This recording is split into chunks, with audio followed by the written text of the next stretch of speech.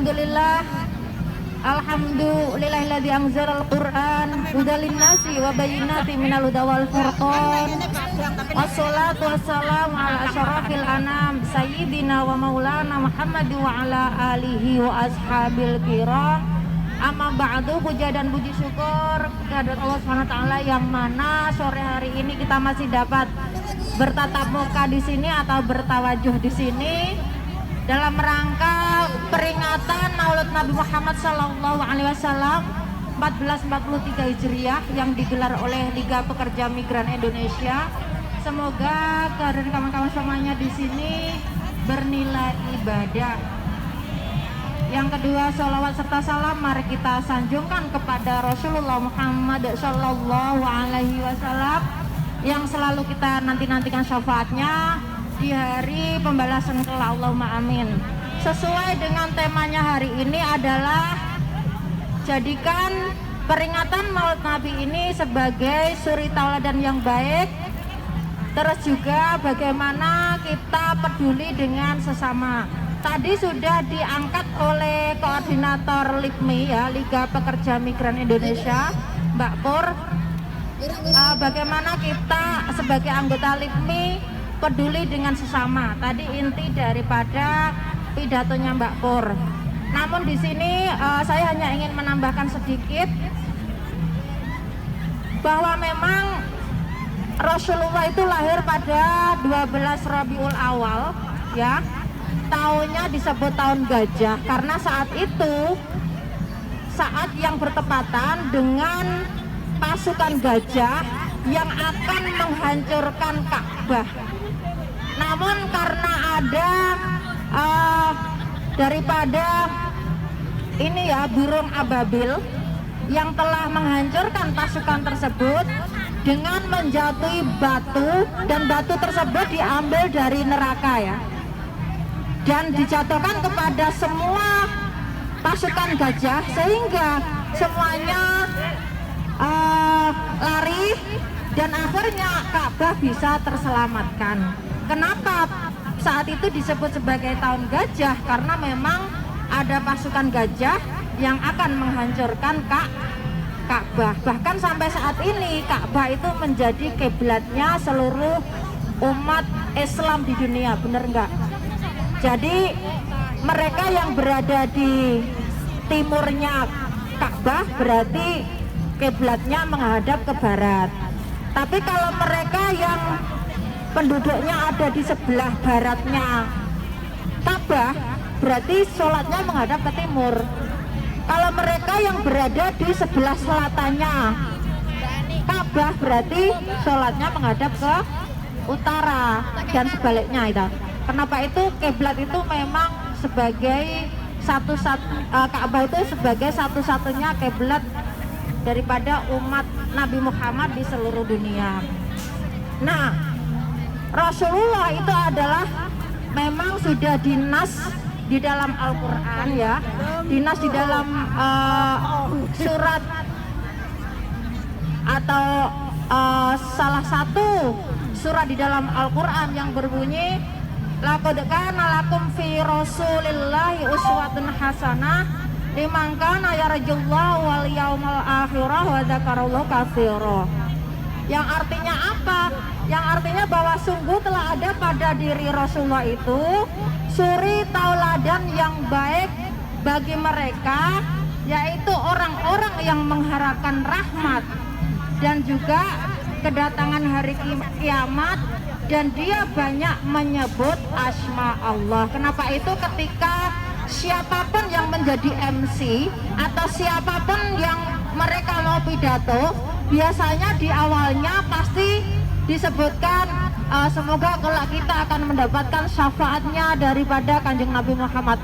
Itu bahkan diwajibkan di dalam saat khutbah ya, saat khutbah itu diwajibkan karena itu memang seruan kita supaya mengharapkan syafaatnya nanti ketika Rasulullah, ketika kita ada di yaumul akhir, di hari pembalasan, itu mendapatkan daripada syafaatnya Rasulullah.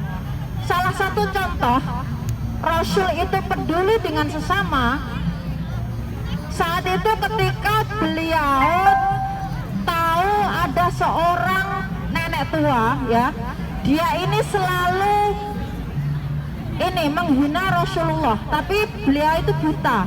Jadi nenek tua ini buta yang setiap harinya itu menghina Rasulullah, tapi setiap harinya itu Rasulullah menyuapi nenek tua ini. Dan suatu ketika Rasulullah sakit ya, dan akhirnya Rasul meninggal.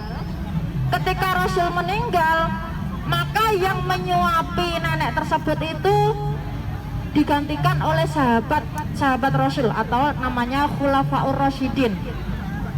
Jadi ketika Kanjeng Nabi meninggal, itu ada salah satu Khulafaur Rasyidin namanya Umar bin Khattab ya, tanya kepada Siti Aisyah, wahai Sayyidina Aisyah, apakah kebiasaan Kanjeng Nabi ketika beliau masih hidup? Lalu Sayyidina Aisyah bilang bahwa setiap pagi Kanjeng Nabi menyuapi seorang nenek buta, dan akhirnya itu dilakukan oleh Umar ya. Dan ketika Sayyidina Umar menyuapi nenek tersebut, nenek itu bilang, kenapa suapamu sangat kasar sekali, tidak seperti biasanya. Biasanya orang yang menyuapi saya itu menyuapi dengan sangat lembut sekali, tapi kenapa hari ini sangat kasar? Saat itulah Umar bin Khattab menjawab bahwa yang biasanya menyuapi Anda adalah Kanjeng Nabi Muhammad. Lalu langsung nenek tersebut pingsan. Mengapa? Karena setiap hari nenek tersebut selalu mencaci maki, menghina Kanjeng Nabi, tapi Kanjeng Nabi tetap memperlakukan dia dengan lembut, menyuapi tanpa pamrih, seperti itu ya. Dan setelah nenek tersebut sadar, akhirnya masuklah Islam. Nah, inilah bukti bahwa Islam, bahwa Kanjeng Nabi itu mengajarkan suri tauladan yang baik dengan cara apapun. Ketika ada seseorang yang menghina dia, yang melecehkan dia, tapi dia tetap lembut terhadap orang-orang yang menghina beliau. Ini salah satu contoh ya, salah satu contoh daripada akhlak Rasulullah. Terus selain itu juga ketika malam beliau dakwah, selalu pulang di tengah malam.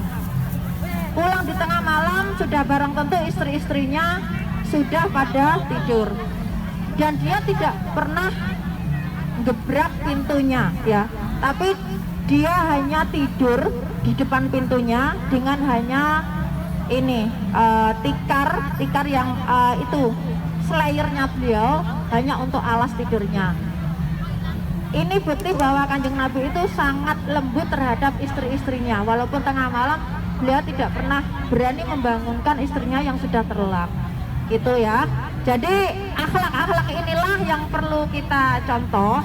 Kenapa itu ada sifat-sifat Kanjeng Nabi itu adalah sidik. Sidik itu artinya amanah, dapat dipercaya ya. Dapat dipercaya. Terus amanah itu jujur. Terus menyampaikan. Terus juga fatona itu cerdas. Jadi 4 sifat Kanjeng Nabi ini juga perlu kita sudah sepantasnya sebagai umatnya Kanjeng Nabi untuk mencontoh beberapa sifat-sifat Kanjeng Nabi. Artinya sebagai pimpinan di dalam LIPMI itu juga harus bersikap jujur kepada semuanya pengurus, jujur kepada semuanya anggota, dan juga menyampaikan apa? Informasi-informasi yang terkait dengan kebutuhan buruh migran. Kebutuhannya apa? Dia pengen bagaimana hukum-hukum ketenaga kerjaan yang ada di Hongkong supaya kita tidak mudah dibodohi. Nah, ini berarti salah satu sikap kita untuk menyampaikan kepada sesama kawan-kawan di LIPMI sehingga semuanya bisa cerdas atau fatona. Itu ya. Jadi mungkin hanya itu yang bisa saya sampaikan. Saya berharap kawan-kawan LIPMI semuanya bisa mencontoh akhlak Rasulullah, tidak harus semuanya perfect atau sempurna. Minimal kita sudah berusaha menjadi umat dengan mencontoh beberapa akhlak yang sudah dicontohkan kepada Rasul untuk semua umat Islam yang ada di muka bumi ini. Dan terlebih juga kita juga harus memanusiakan manusia. Memanusiakan manusia itu artinya apa? Selama ini kita ini dianggap sebagai budak ya, atau istilahnya perbudakan modern. Mengapa disebut sebagai perbudakan modern? Karena di saat ini sudah ada teknologi yang sangat canggih, tapi kenyataannya kita masih dianggap sebagai budak. Buktinya apa? Kita masih diberlakukan jam kerja panjang ya, jam istirahat kita kurang. Kita ini kerja kita sebagai PRT migran di Hong Kong itu bekerja antara 11 sampai 12 jam. Padahal tadi Mbak Pur bilang bahwa jam kerja sesuai internasional itu hanya 8 jam ya.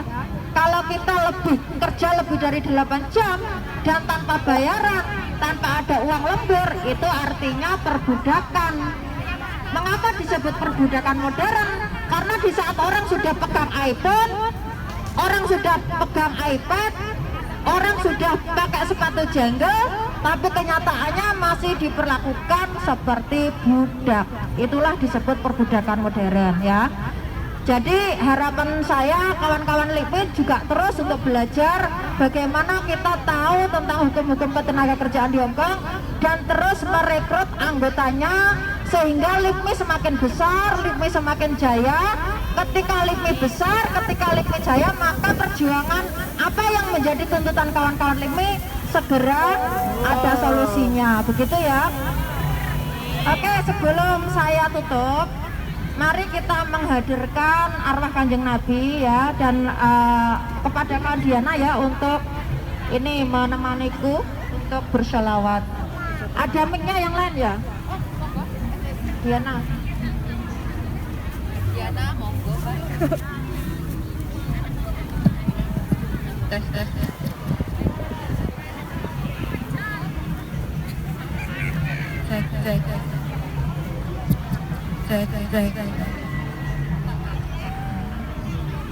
Sallu ala Nabi Muhammad.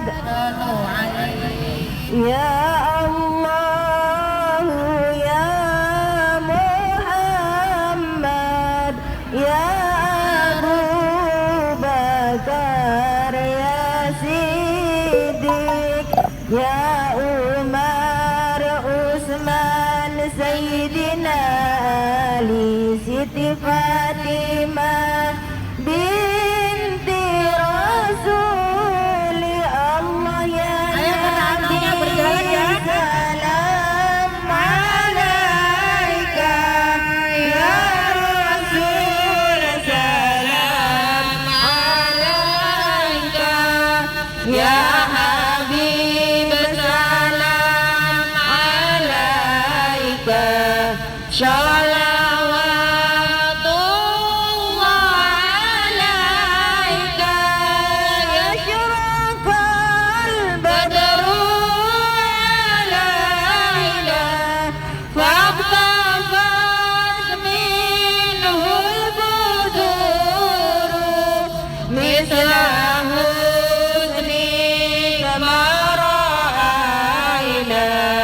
Qatu ya wa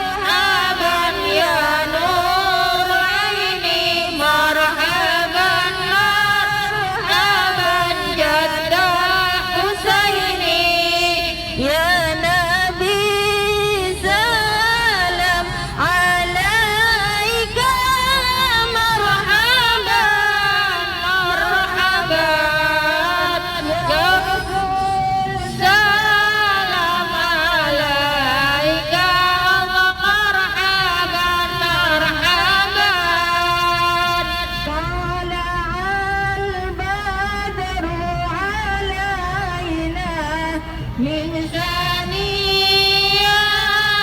الوداع وجب الشكر علينا ما دعا لله داع ربي فاغفر لي ذنوبي يا الله ببركة الهادي محمد يا الله ربي فاغفر لي ذنوبي يا الله ببركة الهادي محمد يا الله ربي فاغفر لي ذنوبي يا الله ببركة الهادي محمد يا الله صلوا على النبي محمد صلوا عليه.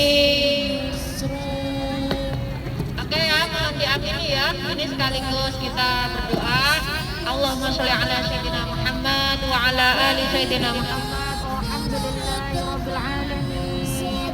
Allahumma bi sultanil azim. Amin ya Allah. Amin ya Allah. Amin ya Allah. Ya Rabbal alamin. Amin ya Allah. Amin ya Allah. Amin ya Allah. Ya Rabbal alamin. Amin ya Allah. Amin ya Allah. Amin ya Allah. Ya Rabbal alamin. Amin ya Allah. Amin ya Allah. Amin ya Allah. Ya Rabbal alamin. Amin ya Allah.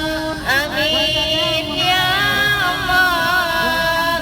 Amin ya Allah. Ya Rabbal alamin. Al-Fatihah. A'udzu billahi minasy syaithanir rajim. Bismillahirrahmanirrahim. Alhamdulillahi rabbil alamin. Ar-Rahmanir Rahim. Maliki yaumiddin. Iyyaka na'budu wa iyyaka nasta'in. Ihdinas siratal mustaqim. Siratal ladzina an'amta 'alaihim ghairil maghdubi 'alaihim waladdallin. Rabbi ighfirli wa liwalidayya wa lil mu'minina amin ya rabbal alamin. Demikian kurang lebihnya mohon maaf. Usikum wa nafsi bittaqwa. Assalamualaikum warahmatullahi wabarakatuh.